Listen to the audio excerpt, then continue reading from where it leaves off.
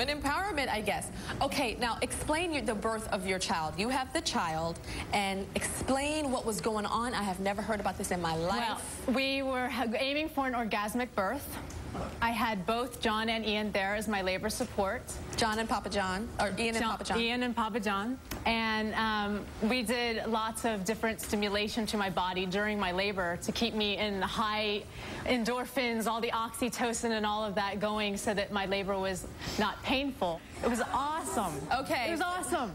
Have you guys ever heard of that? Of getting like turned on while you're having a baby and they're touching 3 parts of your body, 3 different people, your 2 daddies and the baby mama helper lady? Oh my gosh. Okay, couple number 3. Obviously, you guys are not the woman with 2 husbands. We were wrong. You are the couple that has weekly group sex parties with strangers. Tell us about this. We lead a life, we, our members, our friends, lead a life that you really, most people can't, what we call vanillas, can't even imagine. Vanillas? Vanillas. People who are a little more repressed sexually than we are. Vanillas. We travel all over the world and all over the country having a great time with friends that we meet, new friends, old friends, strangers. This year alone, we've been in Paris. We had a giant sex party in a penthouse on the Champs-Elysees. We have been in Mexico, we've been in Spain, and all over the United States. Doing the group sex parties. Well, and mostly what do you do it's for a social. living? You look like an accountant or like a lawyer. I am an internet entrepreneur. An internet entrepreneur. Okay, now, do you get jealous? Have you ever watched her having sex with different guys? Well, at one point this year, she had sex with 4 different people. That doesn't hurt, all that sex? Not if you're very turned on, because if it hurts, you just don't do it. It's all about pleasure. If it's not pleasurable, you stop doing it. And where are you from? I'm from Romania, Transylvania. Romania. Okay. Oh, she's European. Oh. What's your question? They said they have a baby. Do you think it's really fair that you bring that into that lifestyle? I would say that our child is benefiting hugely by the experience because he gets more adult supervision, more different perspectives from different people as he grows up. He's not involved in some, any of those aspects of our relationship that would cause anybody to have concern. And so you're saying that there's to raise a baby. I mean, I have a lot of help. I mean, how many women out there are like isolated? They don't have the help, and I have 2 men who help me immensely. Anybody else? Don't you guys worry about diseases or anything like that? How does that come into play? Actually, that's a great question. The Colorado Department of Health recently did a study because there's a outbreak, and it's supposed to be incredible in Colorado right now, of syphilis in particular. So they came to one of the swingers clubs there and tested pretty much everyone because they thought maybe swingers and people in a open relationship had something to do with that. 2 weeks later, we appeared before them, and they came out with the analysis, and they were stunned. They tested for every STD, every sexual disease, from chlamydia to AIDS, and everything in between. It was 100% negative. 100% negative. So you guys use safe sex? Always. Always. We'll be right back.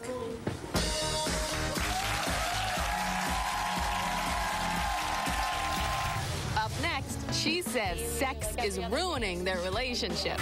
It's just constant. I'm understanding you're like begging for it. Yeah, I feel like he's not attracted to me when he doesn't want to. And later, this photographer dares his models to bear it all outside in New York City. It's exciting for the models and exciting for me. Ooh, I'm gonna get in trouble.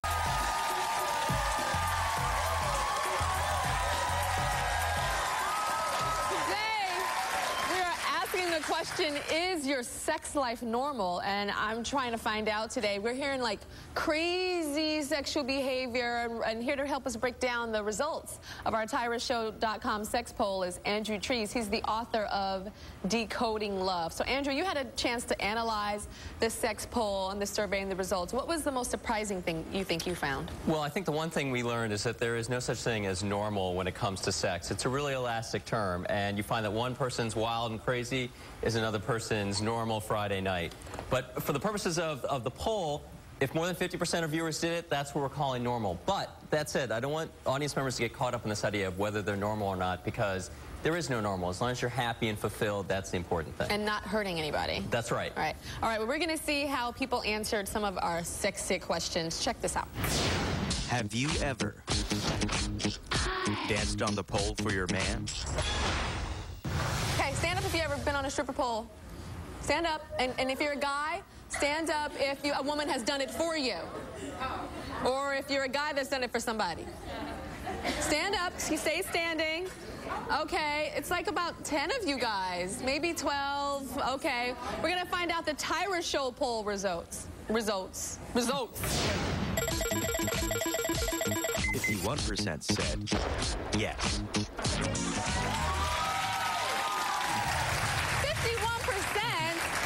51% is a lot. I mean, only like 12 people in our audience stood up.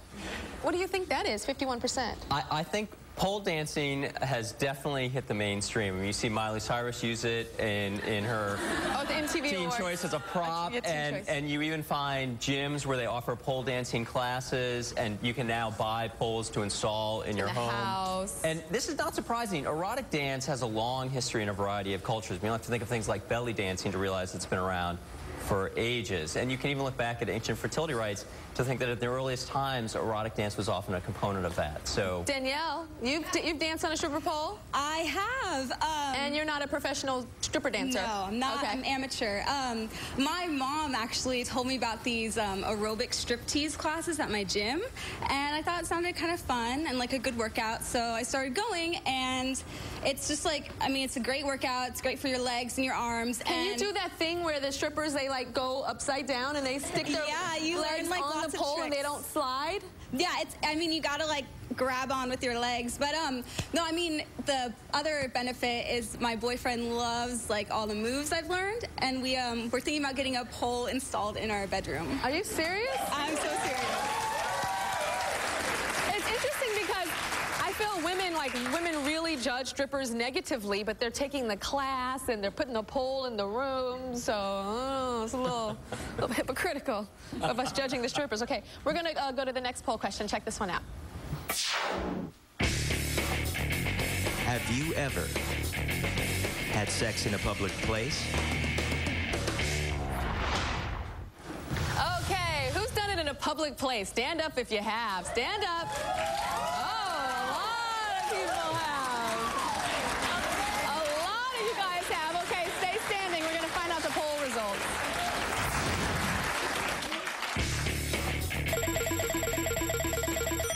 Seven percent said yes.